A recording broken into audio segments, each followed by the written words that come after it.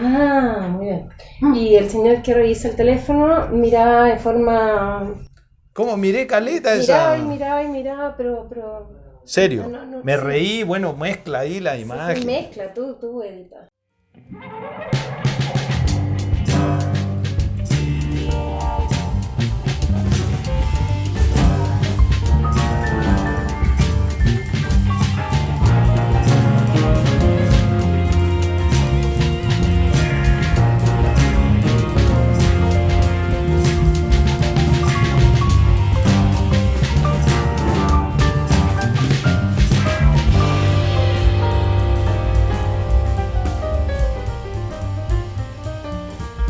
Buenas tardes, nuevamente estamos acá en Fuello Podcast, esta vez junto al profesor Íñigo de la Maza, y nos vamos a referir a un tema muy interesante, los daños específicos derivados de un incumplimiento contractual.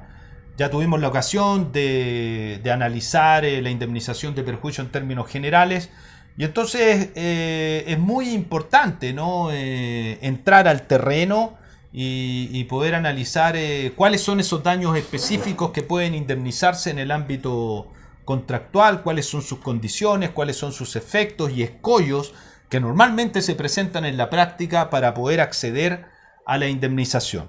A mí me parece en primer lugar que podríamos tratar de actualizar cuáles son los rubros de daño que hoy en día pueden indemnizarse por incumplimiento contractual y si ha existido o no una extensión del ámbito de los daños indemnizables en el ámbito contractual. Ok. Mi impresión es porque la respuesta más inmediata al abrigo del código sería que esas partidas son el daño emergente y el lucro cesante, tal y como lo dispone el 1556. Hay cierta pedagogía en eso, pero probablemente se trata de una manera de organizar las cosas que provoca cierta confusión. Porque parece más claro, al menos en general, yo voy a hacer una prevención sobre esto, comenzar considerando la función de la indemnización. La función de la indemnización, esto es bastante aceptado en general, consiste en situar allí donde sea posible, en la posición más cercana a la que hubiera tenido el acreedor, si es que el contrato se hubiera cumplido. Perfectamente, ¿no? Dentro de tiempo, en fin, y cualitativamente perfecto. Y la pregunta es, ¿qué requerimos hacer para cumplir con esto? Desde luego, allí habrá que examinar de una parte las pérdidas que experimentó y otra parte las ganancias. El punto es que a veces no es fácil distinguir qué es uno como u otro. Es decir, mi impresión siempre es que no tiene demasiado sentido preguntarse si esto es daño emergente o lucro cesante, sino en el marco de esto. ¿Es algo que usted hubiera tenido si el contrato se hubiera cumplido? Bueno, desde luego, hasta donde yo lo logro ver, hay dos partidas a través de las cuales, por así decirlo, se ha ensanchado el ámbito de protección de los contratos, ¿no? La primera, hoy día completamente asentada en el derecho chileno, y si tú quieres luego hablamos un poco más de eso, que yo creo es muy interesante, que es el daño moral, ¿no? Hoy día no hay discusión, o para decirlo de otra manera, la discusión ha cambiado. La discusión hasta la década de los fines de los 90 era si procedía el daño moral. La discusión que yo creo debiésemos tener hoy día es bajo qué condiciones procede la indemnización del daño moral por incumplimiento contractual. Y la otra, que es una partida que ha tenido valiosas aportaciones de la doctrina, es la pérdida de una chance, ¿no? Y a mí me parece, sin embargo, todavía está un poco más en pañales, ¿cómo decirlo?, jurisprudencialmente. No obstante, hay ciertas cuestiones en ella, pero que no son del todo contractuales, ¿no? Parecen más bien reflexionadas en torno a las reglas de la responsabilidad aquiliana. Y yo añadiría, Carlos, para completar el panorama, dos cuestiones de las partidas ya típicas, ¿no?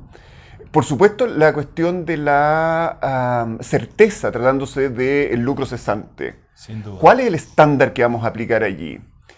Y tratándose del daño emergente, una cuestión que no solemos poner tanta atención, que son los daños emergentes futuros, ¿no es verdad? Correcto. Que a mí me parece que estructuralmente presentan los mismos problemas del lucro cesante.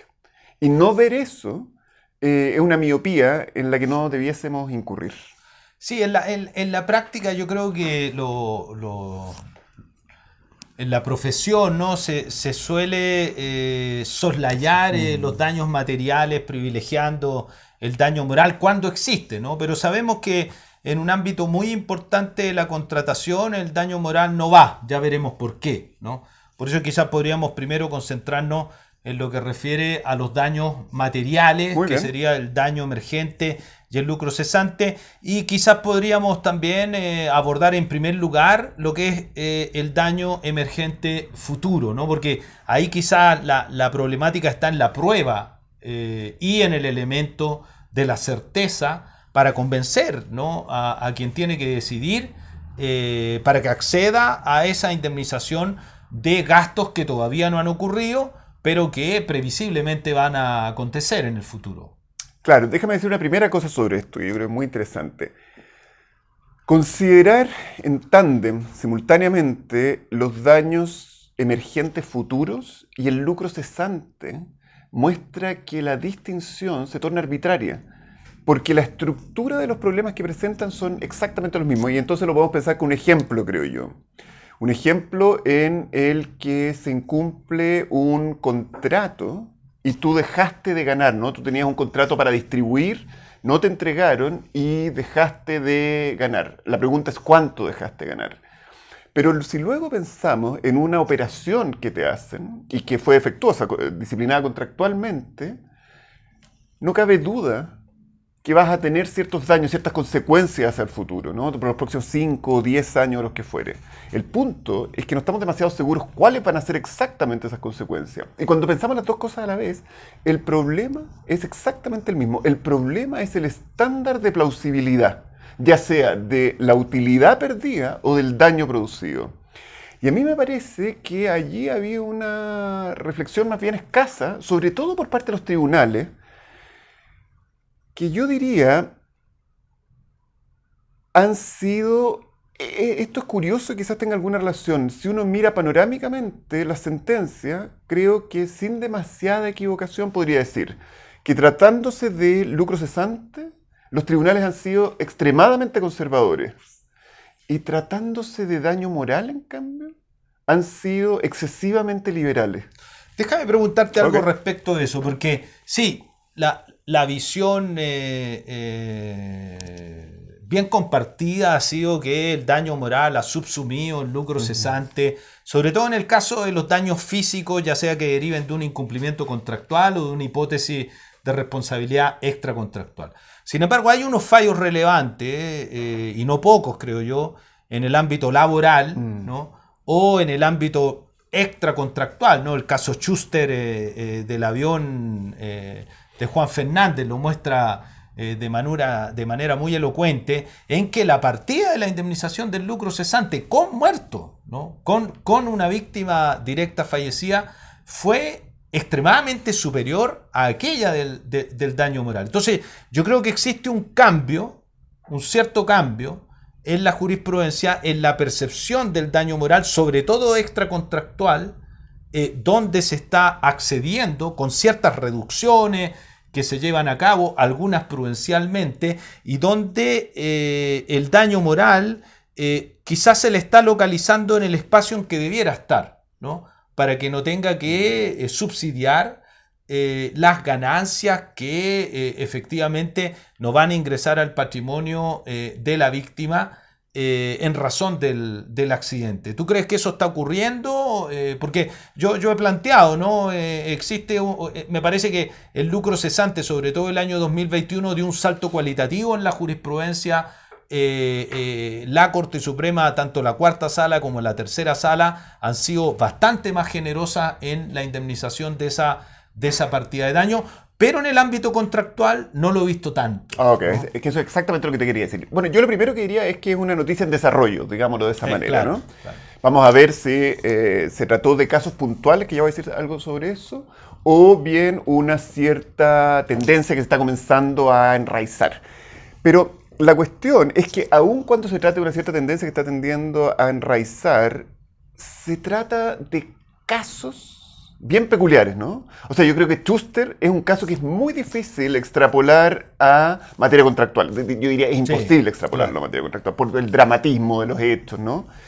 Yo diría que en el caso laboral hay, como sucede en consumo, también una cierta peculiaridad que es la poderosa simetría que existe entre las partes y la función tutelar que correctamente, en mi opinión, asumen los jueces y juezas que tienen cuando aplican esas bolsones del derecho. Pero como nosotros estamos ahora en esta discusión centrados más bien en lo contractual, yo partiría por ese caveat, ¿no? O sea, diría, Schuster no se puede de ninguna manera extrapolar y laboral es como consumo. Una área del derecho que tiene sus propias reglas. Entonces, la pregunta sería, ¿qué pasa en contractual? Y yo no diría que estoy totalmente al día con la jurisprudencia de la Corte, pero más o menos la sigo en contrato. Yo no he sabido encontrar sentencias donde haya lucro cesante que sean disruptivos con esta idea bien instalada de un cierto conservadurismo frente a él. O sea, ahora, ¿a ti te parece que es una idea equivocada o que debiera sumarse al carro, ¿no? de esta idea que, bueno, tenemos que indemnizar el lucro cesante si los antecedentes demuestran que existe una previsibilidad, una normalidad de que efectivamente esas ganancias deberían haber ingresado al patrimonio del acreedor y que eso no acontece, ¿no? Sin caer en la idea de los sueños de ganancia de los abogados o abogadas, ¿no? Que pretenden obtener muchas veces indemnizaciones exorbitantes sin acompañar ningún papel que sirva para acreditarlo. Claro. A ver, yo te diría, es una pregunta muy interesante porque no permite ser respondida de una manera, ¿cómo decirlo?, totalmente rotunda. En el siguiente sentido, cuando estamos pensando en el lucro cesante, cuando estamos pensando en los daños futuros, estamos pensando en cómo administrar aquello respecto de lo cual no tenemos certeza. Porque si tú me preguntaras, ¿es discutible que si a ti te provocan un daño por 100.000 en el automóvil, etcétera, te lo tienen que indemnizar? Yo diría, jurídicamente a mí no me parece discutible.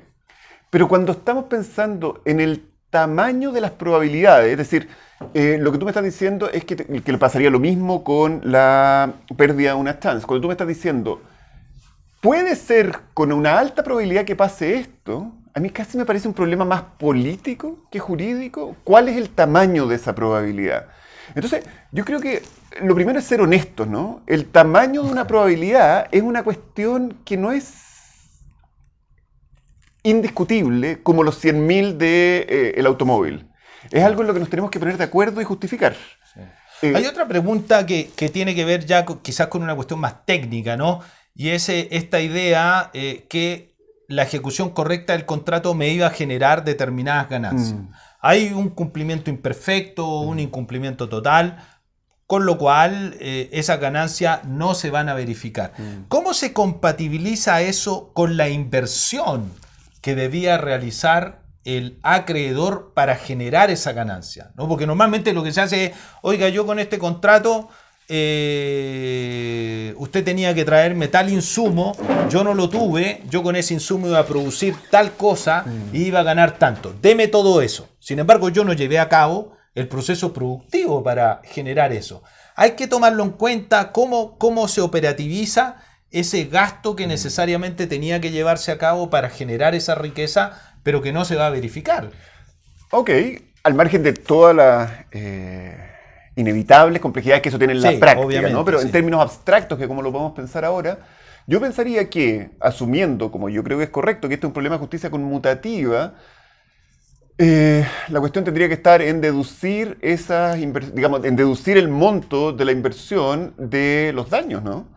Porque de otra manera se produciría un sobreenriquecimiento. Claro, por lo otro, si no, habría que ir a un remedio distinto, ya sea la rebaja del precio u otro, ¿no? Claro.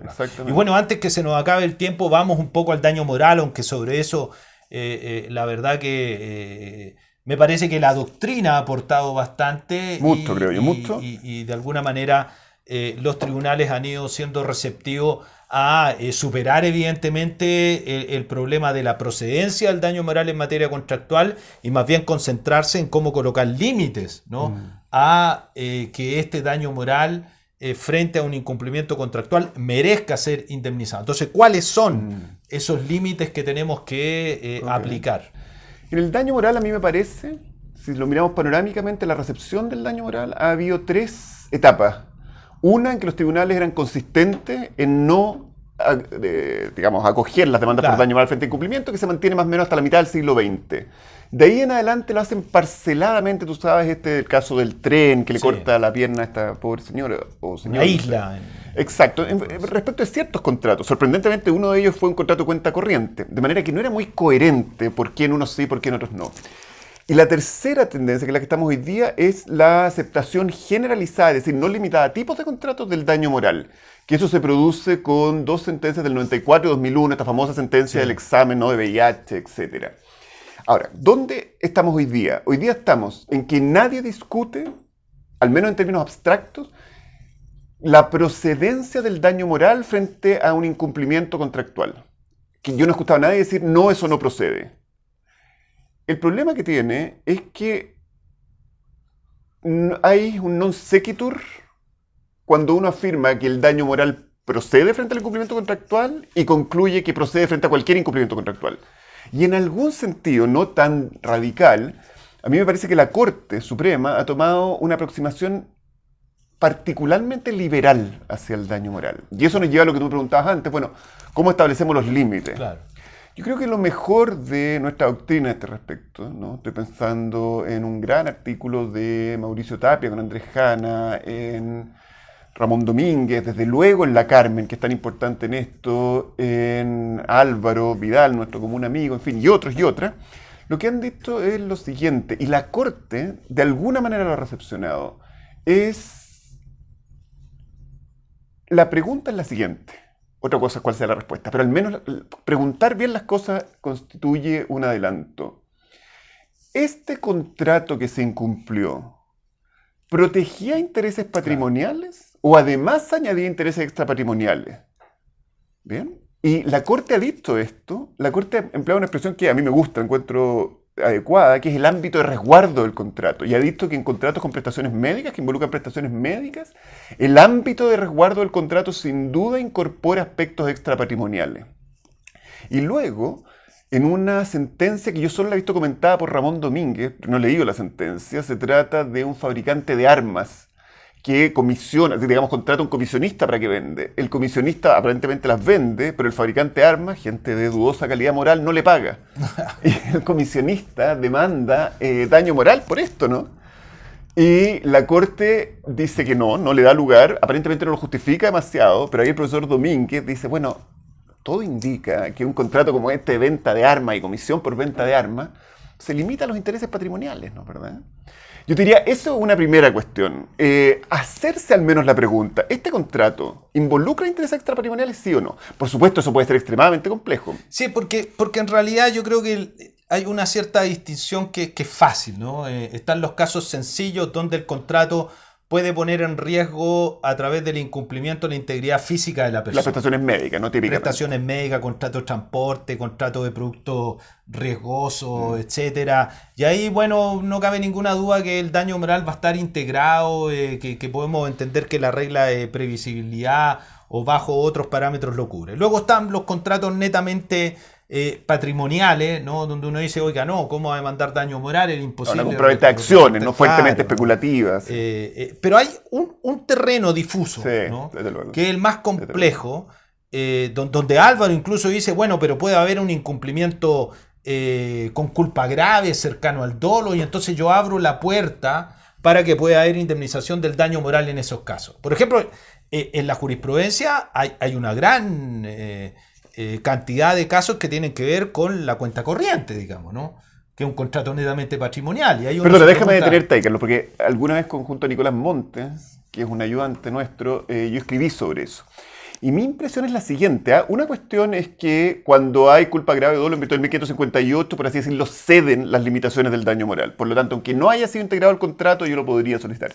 Pero a mí me parece que en la cuenta corriente, que es un típico caso de contrato, digámoslo así, a primera vista, exclusivamente patrimonial. Y yo diría que más bien se trata de un contrato que parece ser predominantemente patrimonial. Y cuando se trata de contratos predominantemente patrimoniales, estos que a primera vista se perciben de esa manera, es función de quien alega daño moral probar por qué ese contrato protegía otros intereses de carácter extrapatrimonial. Y en la cuenta corriente lo que han dicho los tribunales es, fíjense que esto no es por cualquier cosa. Esto es cuando a usted le protestaron un cheque y salió en un boletín. En el boletín. Y entonces lo que uno diría es ese contrato fuertemente patrimonial, predominantemente patrimonial, involucra de alguna manera un interés extrapatrimonial que es la tutela de la honra. Porque típicamente es lo que sucede cuando tú lo ejecutas mal, das una orden de pago sin que, cuando habían fondos, etc. Entonces, ¿qué diría yo? Efectivamente, tú tienes razón en que a primera vista es un contrato muy patrimonial, es para mover dinero, ¿no? Pero cuando lo miramos con más atención, nos damos cuenta que es levemente más matizado y que una cierta forma de incumplimiento de ese contrato casi inevitablemente va a lesionar un interés extrapatrimonial que era perfectamente previsible, porque estos son bancos en general, ¿no es verdad? Para quien ofrecía el contrato. ¿Y no te parece que hay una cierta disonancia? No sé, hay casos en la televisión, contrato de arrendamiento, la persona jubilada, ¿no? que tiene ahí el ingreso porque obviamente no optó para vivir mediante la pensión que le iba a dar la Asociación de Fondos de Pensiones, y luego entonces tiene una propiedad que simplemente no le pagan, ¿no? Y va todos los meses y pasan los meses, no le paga, tiene que vivir en condiciones muy desagradables. Ahí hay un contrato patrimonial y cuando se ha demandado daño moral se le niega. ¿Está bien? Ok, yo diría que la respuesta es depende, ¿no? Como suele suceder en el derecho. Ahora, déjame decirte en términos totalmente abstractos. A mí me parece que un problema que tenemos, que probablemente es un problema del derecho, un problema poco solucionable, es que la frontera entre la norma y la pulsión de hacer el bien con el dinero de otros siempre puede asolar a los tribunales, ¿no? Claro. Porque decir, mire, esta persona es tan pobre, el otro, eso es lo que se denomina justicia material. Y yo creo que hasta donde podamos hay que escapar de la justicia material, ¿no? Está bien, pero es que este arrendatario, el arrendador podría acreditar. Muy bien, ¿no? Ese es mi primer Terminó comentario. En el psicólogo. Ese es mi primer comentario. Grado, ¿no? Mi segundo comentario es el siguiente. No hay que confundir que un incumplimiento me cause daño moral con que el arrendador deba indemnizar el daño moral. En el caso que estamos pensando. El arrendatario en este caso. El arrendatario dejó de pagar, tienes Claro. razón, con que el arrendatario debe. Entonces, sucede lo siguiente. No cabe duda que este señor sufrió angustia, depresión, de mayor edad, era su única fuente de ingresos, etc. Pero supongamos que el arrendatario arrendó esto a través de una empresa de propiedades, ¿no? Y que nunca tuvo idea de esto. Bueno, hay daño moral, pero no está incorporado en el contrato. Claro. Y eso es lo que a veces pierde, me parece a mí, a los tribunales, que hacen un salto demasiado rápido en decir, hubo daño moral. Sí, pero nuestra pregunta, como la vimos en otro podcast, es si ese daño moral ingresó al contrato, si el acreedor, si el deudor asumió ese riesgo, ¿no es verdad? Y yo creo que solo hacernos esa pregunta no nos resuelve todo, pero nos permite aproximarnos de manera más limpia a los problemas. Bueno, muchas gracias, Íñigo, en este análisis, yo diría, de temas relevantes sobre los daños específicos, y los esperamos en otro programa de Fuello Podcast. Muchas gracias y hasta luego.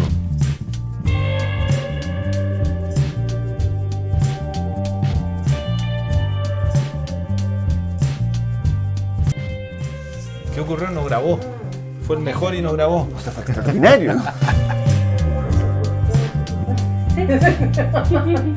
sea, yo hice un esfuerzo de interpretación enorme. No se te notaba.